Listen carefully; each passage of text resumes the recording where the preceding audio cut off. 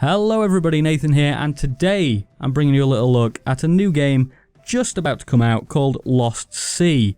So let's get straight into this with a new game, and I'll tell you a little bit about what's going on here. I'm going to pick my favourite character, which is the caveman. As far as I can tell, it doesn't make any difference which character you pick, it's just cosmetic.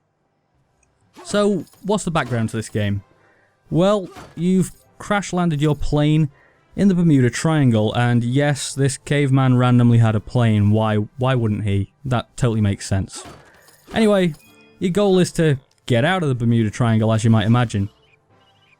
But in order to do that, you're going to have to explore a bunch of islands. This bloody plant thing's going to hit me. No, it isn't. Good. Explore a bunch of islands, take on a bunch of enemies, and get to a portal at the end of all the islands to get home. Because it's not the normal Bermuda Triangle, it's a magic mystical one that has you locked in, and if you sail across one side of it, you come back on the other side. So the only way to get home is by using this portal.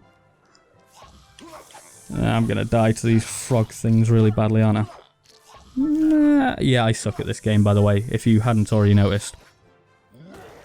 So what are the core elements of this game? Well, as you can tell, there is a combat system which I totally suck at.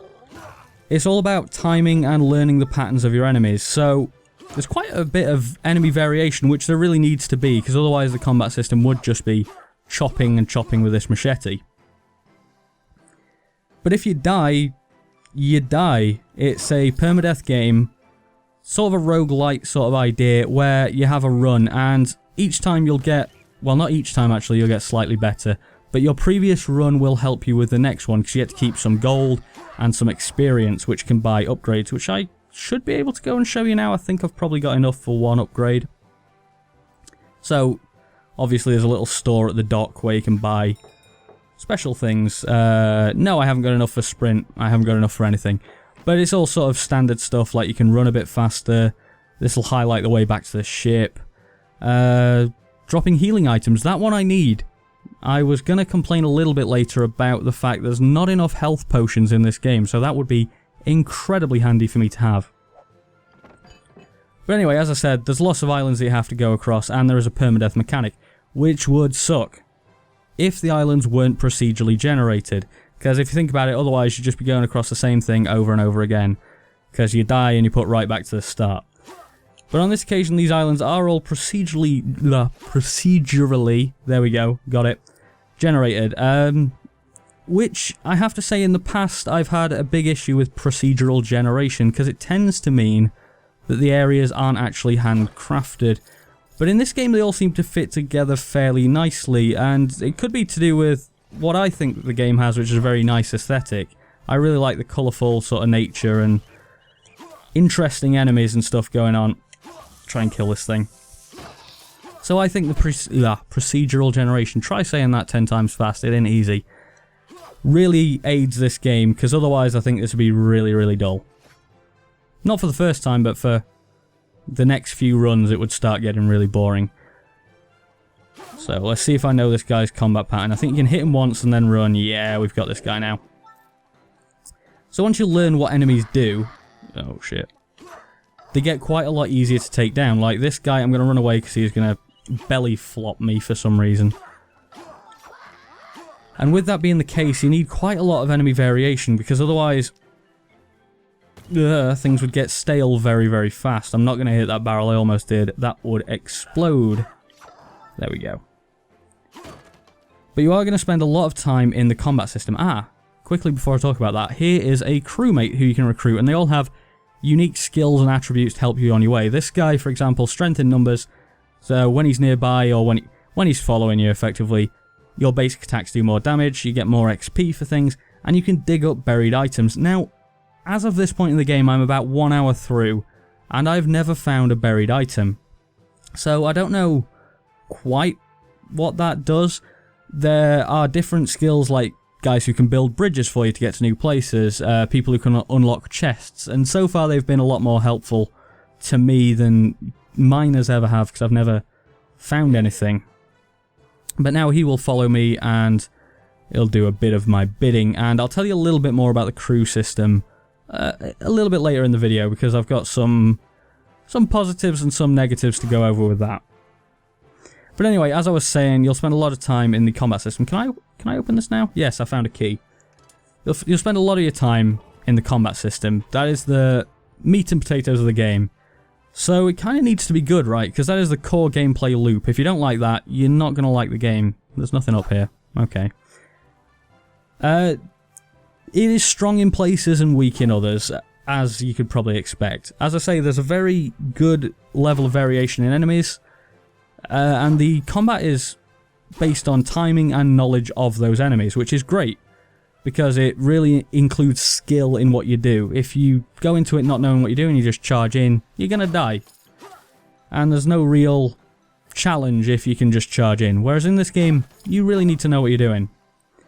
On the bad side of it, 1 hour in, there has only been one weapon, and that's this machete, which does this one attack, and only one attack.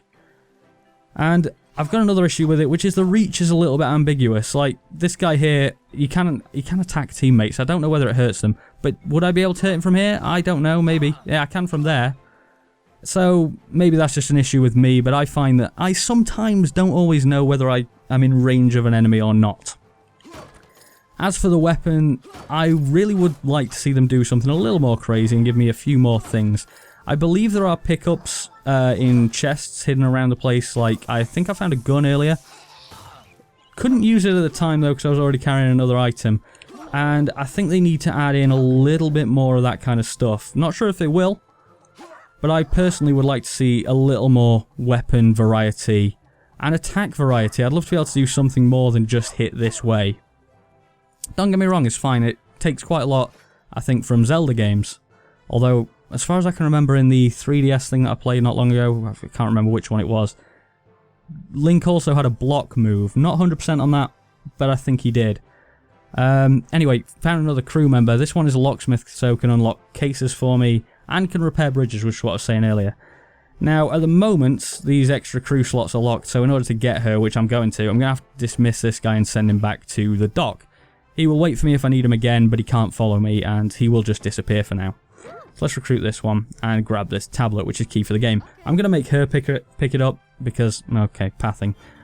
Because, you know, I can't be arsed. I'm a caveman. I've got stuff to do. Another issue with the combat and overall gameplay is that the camera is, to me at least, inverted.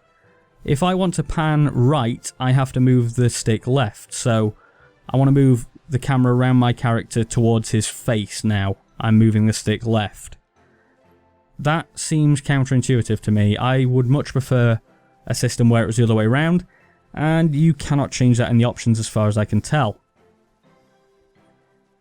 But overall, combat pretty enjoyable for me. It all comes down to what you like doing. If you're a first-person shooter guy, oh my god, there's a second tablet. Can I take them both? I can take them both. I need to talk about this in a bit as well. The fact that I can make her run into a wall for 5 to 10 minutes and she can't do anything about it. So yes, collecting these tablets. If anything attacks us now, we are dead. We are properly dead. Let's find the boat anyway, because we need to take these back to the ship, put them on the map. I'm not 100% sure what the map actually does, what these tablets do. But it seems to be heavily implied that you need them to move on to the next island, which we might do in a minute. So, about the crew members then, as we've got one with us and she's helping us out pretty strongly, let's put that down. And you can put that down? Yeah. Right, so these X's come up, we can inspect it, and it just tells us we need more tablets. For what? Who knows? I should know. But it's been fairly ambiguous so far. Let's pick up a skill or two while we're here. We'll get Sprint. That, for some reason, has not unlocked. I suppose it's because we didn't have it.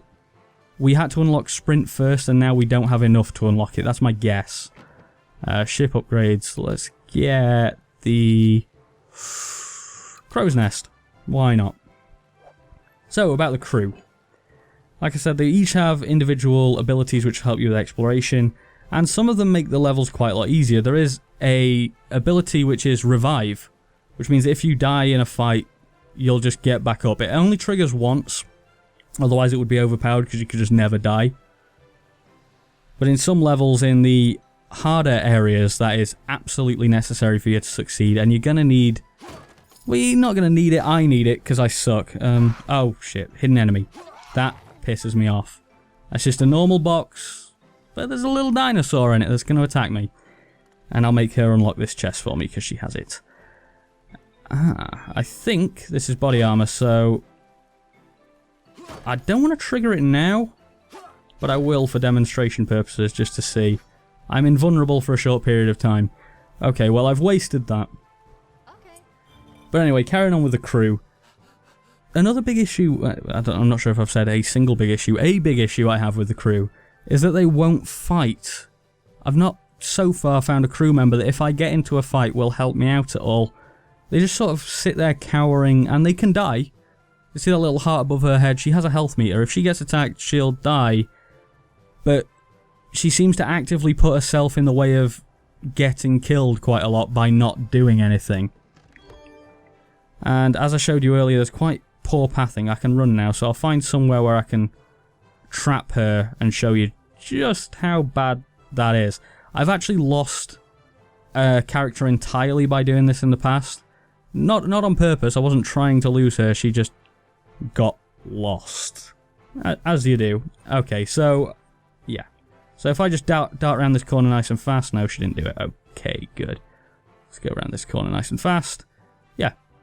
And now if I go around this corner nice and fast, yeah, I can lose my crewmate and I don't think she'll ever catch up with me. That needs fixing. Now, in fairness, if you've given them a task to do, like, unlocking a box or something like that, they will teleport to the location if they don't get there within a few seconds, which, fair enough, is needed. But I'd love it if she teleported back now. Because, you know, I was telling you about the other time where I lost a character. She was holding a tablet, which seems to be pretty key to the game, so I kind of needed to get her back. Let's go get her. I think I can get her back because I know vaguely where she is. But you can see the issues that would ensue there. So would I recommend this game, even with, I would say, fairly minor flaws? If this is a noticeable thing, that if you can go back and get them, or notice that they're caught before you leave, then you should be okay. Well, it's releasing at $14.99. I'm not sure what the UK price is going to be. Having had a look on the developer's website, they have a US dollars price of $14.99. I cannot remember the euros price, but they also have a, I want to say, Chinese currency? I also want to say it without my voice cracking. Chinese currency? Not 100% sure what the Chinese currency is. I really should know. I've got an economics degree, so I suck. Yeah, but there's no UK price point. If I had to guess, I'd say £12 or £13. And for me, I think there's actually quite a lot of game there. Let's just quickly travel to another island and let's show you what's going on elsewhere. Let's see if we can find a medium one. Medium, yes. We should get killed here because I have very little health as it is. But for me personally, there is actually quite a lot of game to enjoy here, especially at that price point. If you just said to me this is a $60, £40, whatever game, I just said, no. No, it's not up to that level. But I personally can certainly get, oh shit, this thing's gonna drop on me. I personally can certainly get 2 or 3 hours of fun out of this one, easy as anything. And for $15, £12, whatever it is in the UK, so long as it is, you know, has parity in the UK with the US version, I think it's a good little buy. I do hope they patch some of these things that, in my opinion, need it. I mean, the AI pathing, as far as I'm concerned, is key. It seems like a very amateurish error to make on their part. And I'd love to be able to choose which way the camera turns. I appear to have no health, but I'm still alive. I must just have a tiny, tiny sliver of health there. Can't be certain. As for whether I think you should pick it up, do you enjoy the look of this? Do you enjoy the idea of timing-based combat? The idea of having to know your enemies to defeat them? Well, if you do, there is a lot of that, and you'll enjoy the core gameplay loop. And if you enjoy the core gameplay loop, I'd definitely say pick it up. It's a cheery little title with fun little colourful, with a fun colourful little aesthetic, and I have really enjoyed messing around with it today, and I probably will continue to play it after I finish this little first impressions video. I would not take everything I say as absolutely wholly the gospel on this. I haven't played that much of the game. This is a first impressions show. But from what I've played so far, I have personally been enjoying it. I do enjoy that style of gameplay, of having to go into a combat situation with the knowledge to beat your enemy. And I certainly would not be disappointed if I personally picked this up. So I think that's about it for today. I hope you enjoyed the video. I hope it gave you some useful information, and if you're considering picking this game up, it should be out on Steam probably by the time this video is released. If it's not, it'll be out within a day or two. I think it's the 5th of July, maybe the 6th of July in Europe, I think I read, that this game comes out. And I would suggest that it is worth a look. It does have faults, but what game doesn't? I feel that if this is your kind of thing, you'll have a great deal of fun with this one, at a relatively low price. So anyway, thanks for watching. Like I say, I hope you've enjoyed the video. If you did, I'd be very appreciative of words fail me right at the end. Not that they haven't failed me throughout. If you enjoyed the video, please leave a like underneath. Subscribe for more like this in the future. I hope you've enjoyed the sort of more live feel of this. I did one in the past that people seem to enjoy, so I thought I'd try it again.